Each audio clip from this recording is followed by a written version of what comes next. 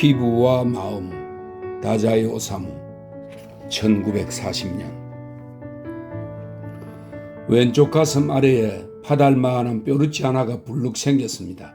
자세히 살펴보니 그 주위에도 작고 오돌토돌한 것이 여기저기 벌겋게 나 있는데 가렵진 않았어요.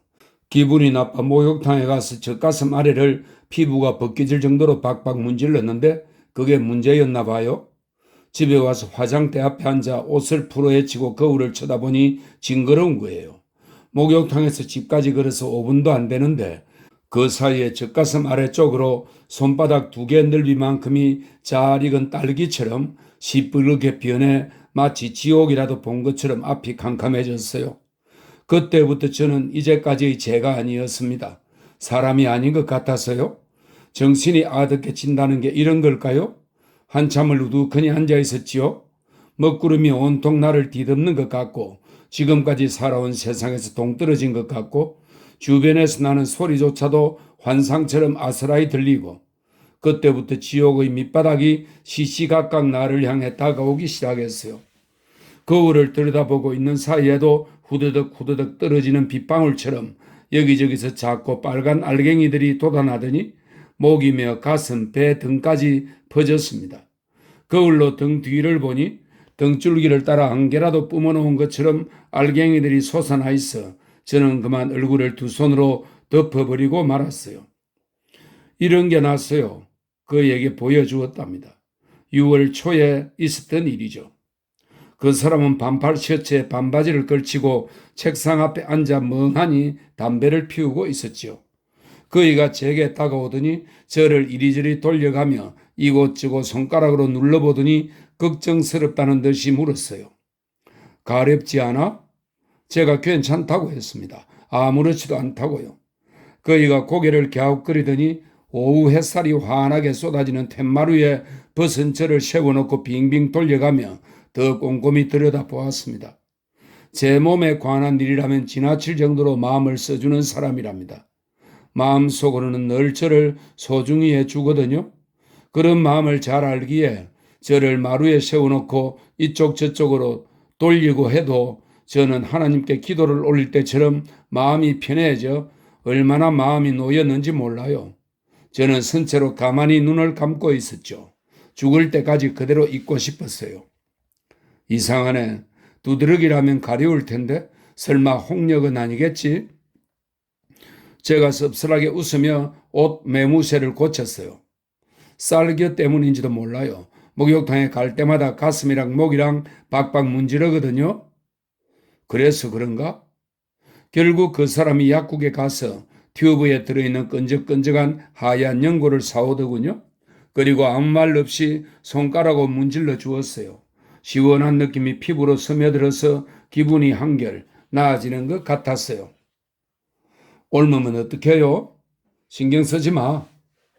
말씀은 그렇게 하시도 안쓰러워 마음 아파하는 그 사람의 심정이 손가락을 타고 문질러진 내 가슴에 와 닿았어요.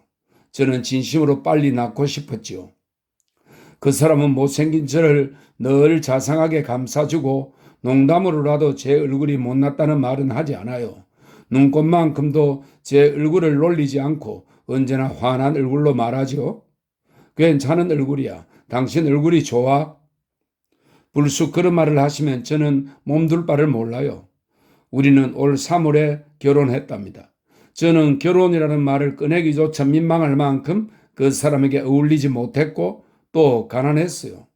28이나 먹은 노처녀인데다 무엇보다 넙죽한 얼굴 때문에 혼담도 들어오지 않았어요. 25살 이전에는 2번 혼담이 있었지만 잘 될 듯 하다가도 막판에는 깨지곤 했어요. 우리가 부자도 아닌데다 호르머니의 여동생뿐인 내세울 것 없는 여자만 있는 집안이어서 좋은 혼처는 바랄 수도 없었던 것이죠. 응감생심, 결혼은 사치였어요. 25살 때 작심했죠. 평생 혼자 살며 어머니를 모시고 동생을 돌보기로요. 동생은 7살 터울로 올해 21살입니다. 얼굴도 예쁘고 근실하게 컸으니 좋은 신부감이죠. 여동생에게 좋은 대릴 사위로 짝을 맞춰주고 나는 내 길을 가자. 그리고 이 집을 지켜야지. 하고 마음먹으니 그날까지의 마음속 번민이 모두 사라지더군요. 괴롭지도 않고 서럽지도 않았어요. 집안일을 하며 틈틈이 바느질을 배웠어요. 그러다 이웃에서 옷 주문이 조금씩 들어와 그나마 살림이 나아졌을 때 그 사람에게서 혼담이 들어왔던 거예요. 중매한 사람이 돌아가신 아버지의 은인이다 보니 함부로 거절할 수도 없는 상황이었는데 막상 이야기를 들어보니 남자 쪽은 소학교만 나왔고 부모 형제도 없어서 그분이 어릴 때부터 돌봐준 사람이라지 뭐예요. 당연히 모아놓은 재산이 있을 리도 만무하고요. 제법 솜씨는 좋은 35살 도안공인데 들어오는 수입이 200엔이 넘는 달도 있고 한 푼도 못 버는 달도 있어 한 달 평균 7, 80엔 정도라고 했어요. 그런데 그쪽은 다른 여자와 6년을 함께 살다 재작년에 사정이 있어 헤어졌다더군요. 초혼이 아닌 거지요. 소학교만 나온 데다 가진 것도 없고 나이만 많다 보니 전 부인과 헤어진 뒤로는 이날까지 호라비로 지냈다고 해요. 그러던 참에 아버지의 은인께서 우리 집에 오셔서 그렇게 살면 이상한 사람 취급받으니 어서 결혼 상대를 찾으라며 넌지시 혼담 이야기를 꺼냈던 겁니다. 어머니도 저도 사실 난감했어요. 뭐 하나 좋은 조건이 없는 혼처잖아요. 아무리 제가 나이 먹고 못생긴 여자라지만 큰 잘못을 저지른 것도 아닌데 그런 상대가 아니면 시집도 못 가나 하는 생각이 들었어요. 처음엔 화가 나더라고요. 그리고 나중에는 한없이 서글퍼졌고요. 거절하고 싶었지만 혼담을 주선하신 분이 아버지의 은인이어서 그분을 서운하게 만들 수도 없는 노릇이라 망설이는 사이에 왠지 그 사람이 가여워 보이기 시작했어요. 아마 착한 사람일 거야. 나도 여학교만 나왔을 뿐 공부를 많이 한 사람도 아니고 지참금이 많은 것도 아니잖아. 아버지도 안 계시고 형편도 어렵지. 게다가 얼굴도 이 모양이고 나이는 아줌마 또래고 나야말로 내세울 거 하나 없어. 서로 잘 어울릴지도 몰라. 난 어차피 불행한 여자인걸. 퇴짜 놓고 아버지 은인을 서운케 할 수는 없어. 조금씩 마음이 끌리면서 부끄럽게도 볼이 뜨겁게 달아오르는 것 같았습니다. 그래도 내키지 않아 하는 어머니를 안심시키며 중매하신 분께 제 입으로 분명하게 답을 주었습니다. 결혼하고서 행복했어요. 아니, 행복하다고 말하지 않으면 벌을 받을 거예요. 그 사람이 저를 무척 아껴주었거든요. 그이는 성격이 여리고 함께 살던 여자에게 버림받아서 그런지 안타까울 정도로 불안해하고 모든 일에 자신이 없고 왜소한 데다 얼굴마저 처근해 보이는 상이에요. 하지만 일만큼은 열심히 해요. 한 번은 제가 깜짝 놀랐어요. 그 사람이 만드는 도안을 다른 데서도 본 적이 있었기 때문이죠. 세상에 이런 인연이 또 있을까요? 그 사람이 그린다는 도안 이야기를 직접 듣고 나서 비로소 그이와 사랑에 빠졌는지 제 가슴이 두근거리기 시작했어요. 긴자에 있는 유명한 화장품 가게의 등굴 장미 모양의 상표를 고안한 사람이 바로 그이였던 거예요. 그뿐 아니라 그 가게에 진열된 향수와 가루분, 상표 의장과 신문 광고들도 모두 그 사람이 도안한 것이고요. 그이는 10년도 넘게 그 가게에 전속되어 독특한 등굴 장미 상표와 포스터, 광고 일들을 도맡다시피 하여 그렸다고 해요.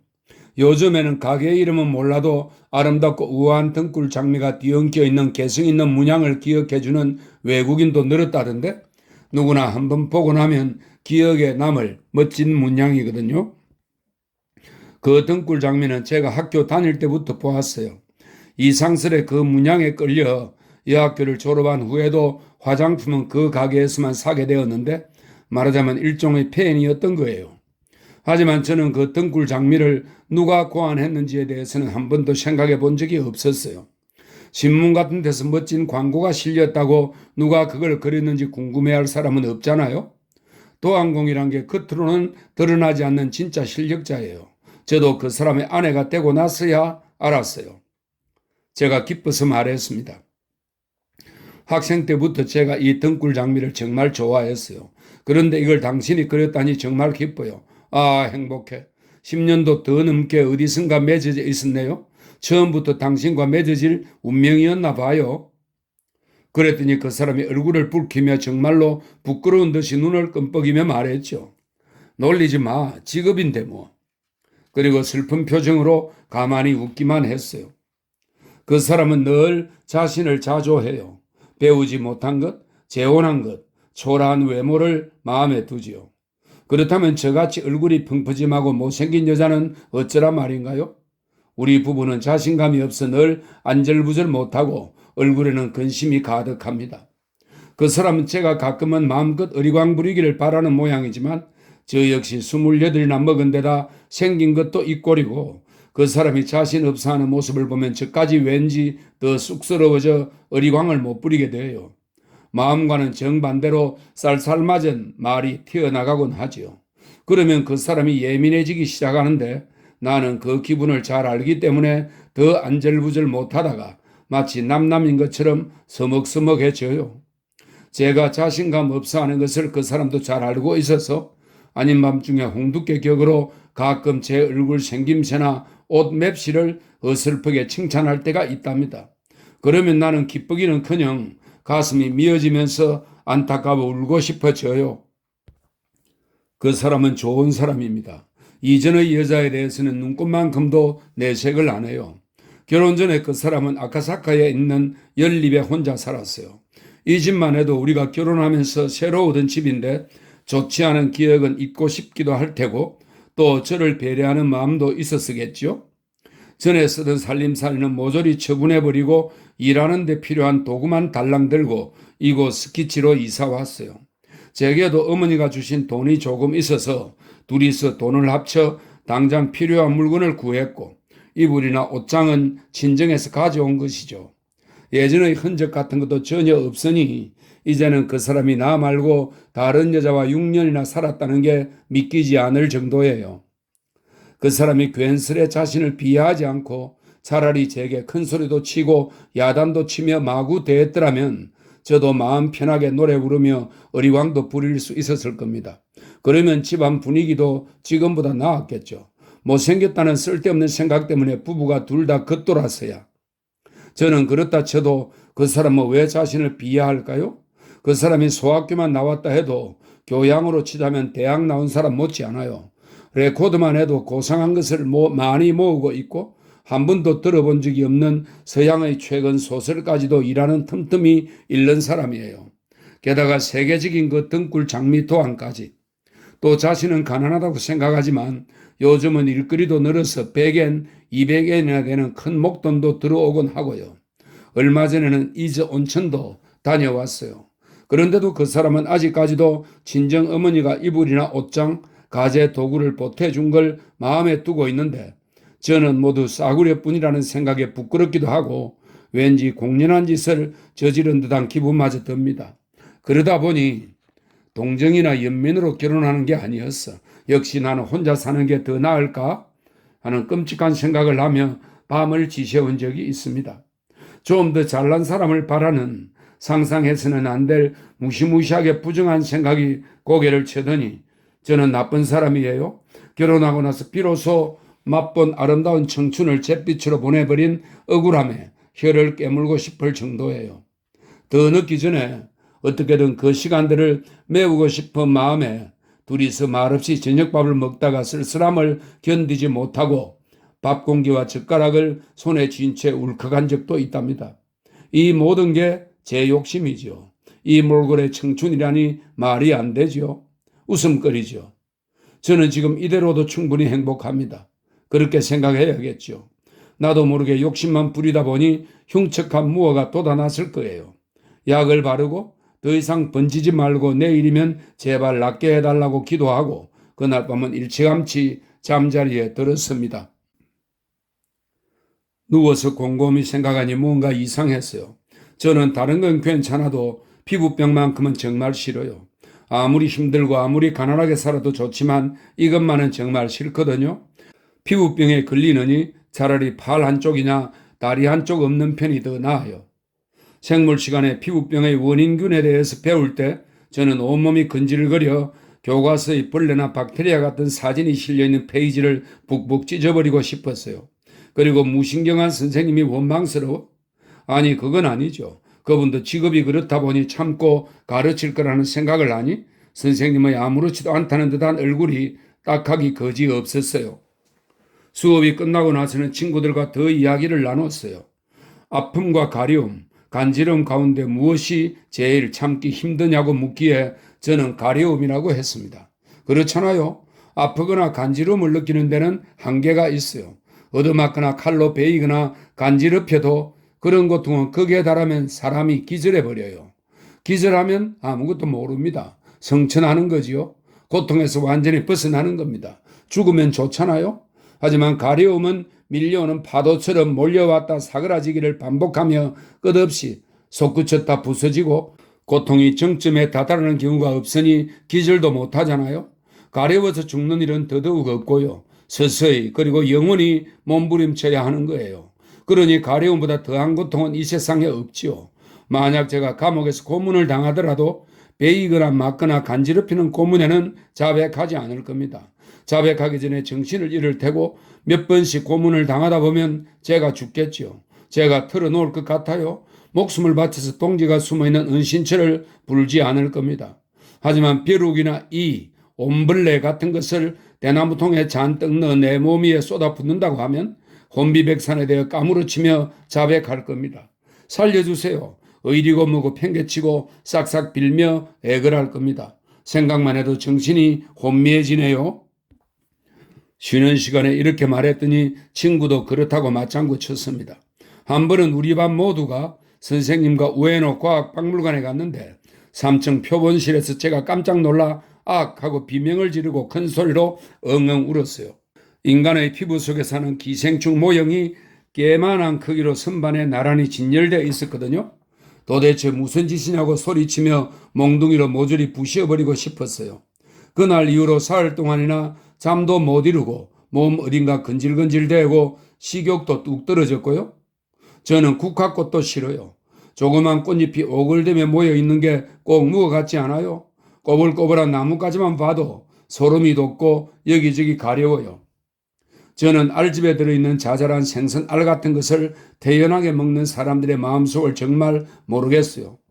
귤 껍질, 호박 껍질, 자갈길, 벌레 먹은 잎, 닭벼슬, 참깨, 작은 모양의 헝겊, 문어다리, 차를 우려낸 찌꺼기, 새우, 벌집, 딸기, 개미, 연밥, 파리, 비늘도 질색이에요. 작은 글씨도 싫어. 꼬물거리는 이 같으니까. 수유나무 열매, 오디도 다 싫고요. 달을 확대한 사진을 보고 하마터면 토할 뻔한 적도 있어요. 무늬에 따라서는 자수조차 역겨울 때가 있어요. 이토록 피부병을 싫어해서 늘 조심하다 보니 아직까지 저는 종기 한 번 난 적이 없답니다. 그런데 결혼하고 나서는 매일같이 목욕탕에서 쌀개로 온몸을 싹싹 문질렀는데 그게 탈이 났나 봅니다. 정말 속상하고 원망스러워요. 도대체 내가 무엇을 잘못했기에 하나님께서 이러실까요? 내가 너무너무 싫어하는 것을 주시다니. 다른 병도 많고 많은데 하필 작은 동전 구멍을 쏘아 맞추듯 제가 제일 무서워하는 구렁텅이에 풍덩 저를 집어넣으시다니 저는 도대체 이해할 수 없어요. 다음날 아침 동이 트기도 전에 조마조마하며 화장대 앞에 앉았는데 신음이 절로 나오더라고요. 이건 도깨비. 내가 아니에요. 토마토를 지리게 발라놓은 것처럼 목이며 가슴이며 배까지 흉측하게 짝이 없는 콩알만한 뾰루치가 마치 뿔처럼 버섯처럼 온몸에 퍼져 있었어요. 웃음밖에 나오지 않았어요. 아예 다리 쪽으로도 번지고 있고요. 괴물, 악마, 사람이 아니에요. 차라리 죽여주세요. 울지 말아야지. 이런 추악한 모습으로 훌쩍거려봤자 어디 귀엽기나 하겠어? 뭉그러진 홍시처럼 우습고 꼴사납겠지. 울지 말자.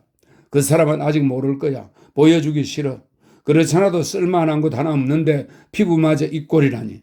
이젠 더 이상 봐줄 데 하나 없는 쓰레기 뭉치야. 쓰레기 덩어리지. 이러니 그 사람이 어떻게 나를 위로를 하겠어? 위로 따윈 필요 없어. 이런 몸뚱이를 보고도 괜찮다고 한다면 이제 그 사람을 경멸할 거야. 나를 위로하려 들지 마. 거기 와도 이제 끝내고 싶어. 이제 날 버려두어. 나를 보려고도 하지 마. 절대 내 근처에 오지도 마. 집이 좀 더 넓었으면 평생 구석방에서 혼자 지내고 싶어. 결혼하는 게 아니었어. 28살까지 사는 게 아니었어. 19살 겨울에 폐렴 걸렸을 때 그 길로 죽는 게 좋았을 텐데. 그때 죽었더라면 지금 이렇게 괴롭고 험한 꼴을 겪지는 않을 텐데. 눈을 꼭 감고 미동도 하지 않고 앉아서 거친 숨만 몰아쉬고 있는데 이제는 왠지 마음까지 괴물이 되어버린 것 같았습니다. 내 주변의 모든 소리가 일시에 사라졌습니다. 이제는 나도 어제의 내가 아닙니다. 저는 짐승처럼 꿈틀거리며 일어나 옷을 걸쳤습니다. 기모노가 참 고마웠습니다. 어떤 무시무시한 몸뚱이라도 완벽하게 가려주니까요. 기운을 내 옥상에 올라갔습니다. 햇님을 노려보았습니다. 나도 모르게 한숨이 나왔습니다. 라디오에서 체조 구령이 흘러나왔습니다. 하나, 둘, 소리나쳐 구령을 붙여 따라하며 기운을 차리려 해보았어요. 참을 수 없이 처량해졌어요. 웃음이 날 것만 같았고요. 더 이상 체조를 할 수 없었죠. 게다가 몸을 갑자기 움직여서인지 목과 겨드랑이 임파선이 묵직하게 아파왔어요. 살짝 손을 대보니 온통 부어 있었어요. 이제는 더 이상 서 있기도 힘들었어요. 무너지듯 주저앉았습니다. 못난 얼굴 탓에 지금까지 이렇게 조용히 참고 또 참으며 살아왔는데 왜 저를 괴롭힐까요? 누구에게랄 것도 없이 분노가 치밀어 올랐어요. 그때 뒤에서 나지막하고 다정한 목소리가 들렸습니다. 여기 있었어? 왜 그렇게 기운이 없어? 너무 속상해하지 마. 그리고 또 물었어요. 이제 좀 어때? 좋아졌다는 말을 하려는데 내 어깨에 올라온 그의 손을 슬며시 밀어내며 생각지도 않은 말이 제 입에서 튀어나와 버렸습니다. 친정에 갈래요? 저도 제 자신을 모르겠고 뭘 해야 할지도 모르겠고 세상의 아무것도 믿을 수 없었어요. 어디 좀 보자. 당황한 듯 잠긴 목소리가 다른 세상에서 들려오는 것 같았어요. 싫어요. 제가 몸을 뒤로 뺐어요. 여기 멍울이 생겼어요. 겨드랑이 아래에 손을 대며 울음을 터뜨렸죠. 참을 수가 없었어요. 28 먹은 못생긴 여자가 소리내 울어봤자 불쌍해 보일 리 없지요. 추악이 그지없다는 걸 알면서도 눈물, 콧물을 모두 쏟았어요. 저는 볼품이라곤 하나도 없는 여자예요. 울지 마, 병원에 가자. 그 사람의 목소리가 전에 없이 강하고 단호했어요. 그이가 일을 쉬기로 했습니다. 신문 광고를 뒤지더니 두어 번 들어본 적이 있는 피부과 전문의에게 가보자고 했어요. 옷을 갈아입었죠. 몸을 다 보여야 할까요? 그럼 그 사람은 점잖게 미소 지으며 말했어요. 의사를 남자로 생각하면 안 돼. 제 얼굴이 발그스레해졌어요. 왠지 조금 기쁘더라고요. 밖으로 나섰습니다. 눈부신 햇살 아래서 제가 마치 한 마리의 흉측한 송충이 같았죠. 병이 나을 때까지 세상을 칠흑 같은 밤으로 만들어버리고 싶었어요. 전철은 싫어. 결혼하고 나서 처음으로 복에 겨운 투정도 부려보았죠. 빨간 열꽃이 손등까지 퍼져 있었어요. 언젠가 전차에서 이렇게 징그러운 손을 가진 여자를 보고 나서부터 전철 손잡이를 잡는 것조차 꺼림칙했고 병이 옮지 않을까요 불쾌했는데 지금은 내 손이 그 여자의 손처럼 되어버렸어요. 재수 없는 인간이란 속된 말이 그토록 뼛속 깊이 사무친 적이 없었어요. 알았어. 그 사람은 밝은 얼굴로 대답하고는 저를 자동차에 태웠죠. 스키지에서 니온바시를 지나 다카시마야 백화점 뒤편에 있는 병원까지 가는 동안 아주 잠깐이었지만 저는 장의차에 실려가는 기분이었어요. 아직 눈만은 살아있어 도심의 초여름 풍경을 멍하니 바라보았어요. 오가는 남자와 여자 그 누구도 저 같은 부스럼을 달고 다니지 않는다는 사실이 너무도 이상했어요. 병원에 도착해 대기실로 들어갔더니 그곳 또한 바깥 세상과는 전혀 다른 광경이 펼쳐져 있었습니다. 아주 오래전에 스키치 소극장에서 보았던 밑바닥이라는 연극의 무대가 불현듯 떠올랐어요. 밖에는 녹음이 우거지고 눈부시게 밝은데 여기는 어찌된 일인지 햇빛이 떨어도 어두컴컴하고 습한 냉기의 귀퀴한 냄새가 코를 찌르고 맹인들이 고개를 숙인 채 덕실거리고 있었어요. 맹인은 아니지만 어디 몸이라도 불편한지 장애인처럼 보이는 할아버지와 할머니가 많은데 놀랐어요. 저는 입구 쪽 긴 의자 한쪽에 앉아 죽은 사람처럼 고개를 축 내려뜨리고 눈을 감았어요. 문득 이 많은 환자 중에서 제 병이 제일 중증일지도 모른다는 생각이 들었어요. 잠깐 놀라 눈을 뜨고 고개를 들어 환자 한 사람 한 사람 유심히 훔쳐보았지만 역시 저처럼 피부가 이상한 사람은 없더라고요.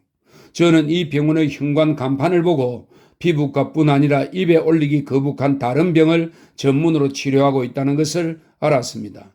그렇다면 저쪽에 앉아있는 영화배우처럼 잘생긴 젊은 남자는 몸 어디에도 부스럼 같은 건 없어 보이니 피부가 아닌 그 말 못할 병으로 온 건지도 몰라 하고 생각하니 대기실에서 시체처럼 앉아있던 사람들이 모두 그 병에 걸린 환자처럼 보였어요. 여보, 당신은 밖에 나가 바람이라도 쐬고 오세요. 여긴 답답한 곳이네요. 아직 멀었나 보네. 그이는 제 옆에 따분하다는 듯이 서 있었어요. 네, 점심때나 되어야 해요. 여긴 지저분한 곳이에요. 당신은 여기 있으면 안 되겠어요. 제 자신도 놀랄 정도로 힘있는 목소리였습니다. 그 사람이 고개를 끄덕이며 말했어요. 당신도 같이 나가지? 아니, 전 됐어요. 제가 웃으며 답했죠. 저는 여기에 있는 게 더 좋아요. 그 사람을 대기실에서 내보내고 난 후 저는 어느 정도 안정이 되어 다시 의자에 앉아 시린 듯 눈을 질끈 감았어요. 남이 본다면 점잔을 빼며 꼴사납게 명상을 하는 나이든 여사님 같겠지만 사실 이렇게 하면 정말 편하거든요. 죽은 채 한다 하는 말이 떠올라 묘한 기분이 들었어요. 점점 불안해졌어요. 누구에게나 비밀은 있어 라는 섬뜩한 말을 누군가 내 귀에 대고 말하는 것 같아서 가슴이 울렁거리기 시작했어요. 혹시 이 피부병도? 하는 생각이 들자 온몸의 털이 곤두섰습니다. 그이가 그토록 자상하고 자신감이 없는 이유도 모두 그 말 못할 병 때문일지도 몰라. 설마 우습게도 그때서야 비로소 내가 첫 결혼 상대가 아니었다는 사실을 실감했어요. 어떻게 해야 할지 모르겠더라고요. 속았어. 사기 결혼. 갑자기 그런 말까지 떠올라 쫓아가서 그 사람을 패해주고 싶었답니다. 바보가 따로 없어요. 애초부터 모두 알았던 일인데 이 사람이 초혼이 아니라는 사실이 새삼스레 참을 수 없이 분하고 원망스러웠지요. 그 사람에게 다른 여자가 있었다는 사실이 갑자기 실감나면서 그 여자가 끔찍하게 미워지기 시작했어요. 이런 일은 처음이지요. 이제껏 그 여자에 관한 것을 단 한 번도 생각해 보지 않았던 한없이 무딘 자신을 생각하니 눈물이 쏟아질 만큼 속상했어요. 괴로웠지요. 이런 게 바로 질투라는 걸까요? 만일 그렇다면 질투란 구제불능의 광란, 그 중에서도 육체의 광란만을 말하는 걸까요? 아름다움이라고는 조금도 찾아볼 수 없는 추악의 극치일까요? 이 세상에는 제가 아직 모르던 지옥이 있었던 겁니다. 사는 것이 싫어졌어요. 제 자신이 한심해져 서둘러 무릎 위에 놓인 보자기를 풀었죠. 책을 꺼내고 무작정 펼쳤어요. 보바리 부인, 엠마의 고통스러운 생애가 언제나 저를 위로해 주었어요. 나락으로 떨어져가는 엠마가 이해되었고요. 너무나 여자다워 자연스럽게 와닿았어요. 물이 낮은 곳으로 향해 흐르듯 몸이 나른해지는 솔직함이 느껴졌지요. 이런 게 여자랍니다.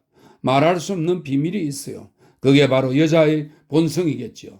누구나 말 못할 사연 하나씩은 지니고 살지요. 네, 정말 그렇답니다. 여자에겐 하루하루가 전부니까요. 남자와는 다르죠. 죽고 난 다음에 이런 생각도 안 해요. 사색이란 것도 안 하죠. 순간순간의 아름다움만 완성시키면 되는 거지요. 생활의 감촉을 그저 무조건 사랑합니다. 여자가 그릇이나 아름다운 무늬의 기모노를 사랑하는 것은 그것만이 삶의 유일한 보람이기 때문이에요. 그때그때의 행위 그 자체가 살아가는 목적인 거지요. 그런 것 말고 무엇이 더 필요할까요? 떠돌기 쉬운 여자의 이런 발칙함을 강력한 리얼리즘이 붙잡아주고 가차없이 덜쳐내준다면 우리 몸이 편안하게 자리 잡을 수 있겠죠. 하지만 여자의 악마성은 말로 드러나지도 않고 행동으로도 나타나지 않기 때문에 많은 비극이 일어나는 겁니다.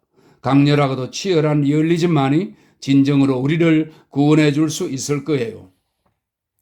결혼 다음 날이라도 아무렇지도 않게 다른 남자를 생각할 수도 있는 것이 여자의 마음이랍니다. 사람의 마음이란 어떻게 변할지 몰라요. 남녀 칠세 부동석이라는 옛 말이 갑자기 현실처럼 제 몸속으로 들어왔어요. 가슴이 뜨끔했지요. 일본의 윤리라는 게 옴짝달싹할 수 없이 강압적이라는 현실에 현기증이 났어요. 이제 모두 아는 사실이다. 질펀한 수렁은 옛날부터 있었던 것이다 라고 생각하니 차라리 마음이 편안해졌어요.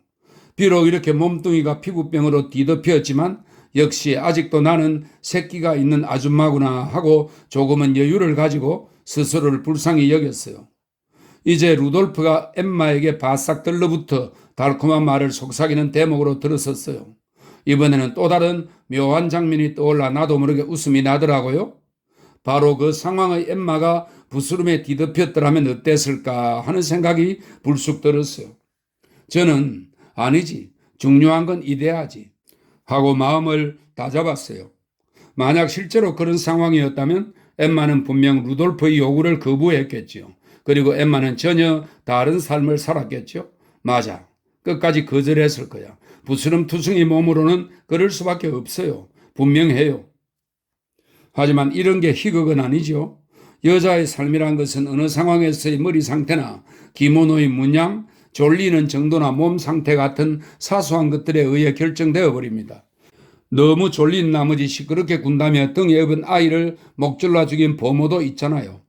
부스럼은 여자의 운명을 역전시키기도 하고 로맨스를 왜곡시킬 수도 있어요. 결혼식을 앞둔 전날 밤 뼈우러지가 불쑥 솟아나오더니 마치 손쓸 틈도 없이 순식간에 가슴과 팔다리까지 퍼져버린다면 어떻게 될까요? 충분히 있을 수 있는 일이에요. 부스럼은 평소에 조심한다고 해서 막을 수 없는 것이지요. 어떤 뜻에 의해 생기는 게 부스럼이에요. 왠지 하늘이 고난을 내린 것만 같습니다. 하늘의 악의가 느껴져요. 어느 여인이 5년 만에 집으로 돌아온 남편을 마중하러 서둘러 요코하마 선창에 나가 가슴 설레며 기다리고 있다고 해봐요. 그런데 부둣가에서 기다리고 있는 사이에 얼굴에 부스럼이 생겨나 그것을 긁어야 한다고 해봐요. 기쁨에 넘쳤던 그 젊은 부인의 얼굴이 차마 눈뜨고는 볼 수 없을 만큼 흉측한 돌무더기처럼 되겠죠. 그런 비극은 얼마든지 있을 수 있어요. 남자들은 피부병을 별거 아닌 걸로만 생각하기 십상이지만 여자는 피부 하나만으로도 위로받으며 살아요. 그것을 부정한다면 거짓말쟁이에요. 저는 플로베르에 대해 잘 모르지만 굉장한 사실주의 작가 같아요. 샤를이 엠마의 어깨에 키스를 하려는데 엠마가 이런 옷이 구겨져요 하고 거절하는 장면이 나와요. 그렇게 소소한 것도 놓치지 않는 섬세한 눈을 가졌으면서 어째서 여자가 피부병에 걸린 괴로움에 대해서는 쓰지 않았을까요? 남자는 영영 그런 고통을 모르는 존재일까요? 어쩌면 플로베르 정도 되는 분이라면 날카롭게 간파하고 있으면서도 부스럼 같은 건 로맨스에 어울리지 않는다는 이유로 모른 척한 건지도 모릅니다. 하지만 그런 이유로 경원시하다니 그건 비겁해요. 비겁합니다. 결혼식 전날 밤이나 그리워하던 사람과 만나기 직전에 징그러운 부스럼이 번진다면 저라면 창문에서 뛰어내려 버릴 거예요. 자살해 버리는 거죠.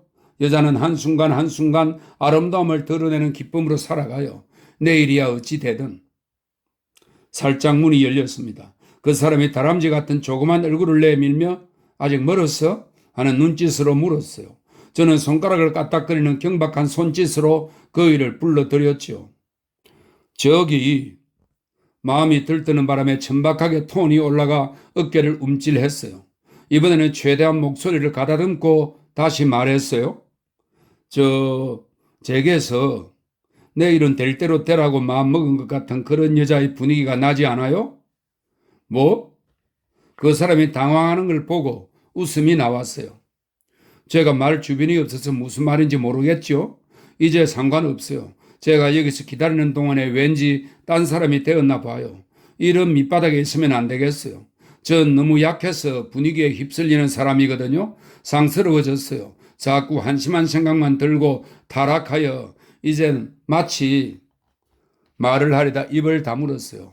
매춘부. 저는 그 말을 하려 했지요. 여자가 영원히 올려서는 안 될 말, 그리고 한 번쯤은 누구나 고민하게 되는 말. 자긍심을 완전히 잃었을 때 여자는 반드시 이 말을 떠올리지요. 몸에 난 부스럼 탓에 마음까지 괴물이 되었다는 사실을 어렴풋이 깨달았어요. 지금까지 못생겼다, 못났다 하며 매사에 자신없으면서도 피부, 이 피부만큼은 은근히 자랑이었다는 것을 지금 안 거지요. 제가 자부하고 있던 엄전함이나 인내하며 순종하는 것 따위가 실제로는 불확실한 가짜였던 겁니다. 실제로는 지각과 촉감에 일희일비하며 장난처럼 살아온 저였습니다. 가여운 여자지요. 지각과 감각이 아무리 뛰어나다 해도 그것은 동물적인 것이고 예지와는 또 달라요. 제가 정말 우둔한 백치라는 사실을 깨달았습니다. 연약한 제 자신을 잘못 알고 있었지요. 섬세하고 민감한 것을 고상하고 머리가 좋은 것이라고 착각해서 남몰래 스스로를 위로해 왔는지도 몰라요. 저는 결국 어리석고 머리가 텅텅 빈 여자였어요. 머리 나쁜 여자인 거죠? 여러 가지 생각이 들었어요. 저는 바보예요. 완전히 돌아섰어요. 그래, 그 심정 알아. 그 사람이 현자처럼 인자한 미소를 지으며 말했어요. 이봐, 우리 차례야. 간호사를 따라 진찰실에 들어가서 허리띠를 풀어 가슴 드러내고 뼈루치를 슬쩍 보았어요. 성류 같았어요. 여자보다 등 뒤에 서 있는 간호사가 제 몸을 보는 것이 몇 배나 더 괴로웠어요. 역시 의사는 남자로 보이지 않았어요. 얼굴이 어떻게 생겼는지도 기억나지 않아요. 의사도 저를 여자 취급하지 않았어요. 여기저기 쿡쿡 눌러보고 비틀어보고 말했어요. 식중독이네요. 뭐 이상한 것이라도 드셨어요? 별것 아니라는 말투로요. 나을까요? 그 사람이 물었어요. 그럼요. 저는 마치 다른 방에 있는 사람인 양 멍하니 듣고만 있었어요. 혼자 훌쩍거리고 있으니 옆에서 보고 있기 힘들었어요. 곧 나을 거예요. 주사도 한 대 맞으시지요? 의사가 일어났어요. 별거 아닌가요? 하고 그 사람이 다시 물었어요. 그럼요. 주사를 맞고 병원을 나왔습니다. 어머, 벌써 손이 가라앉기 시작하네. 저는 두 손을 들어 햇빛에 몇 번이나 비춰보았습니다. 그 애가 물었습니다. 기분 좋아? 그 말에 부끄러워졌습니다.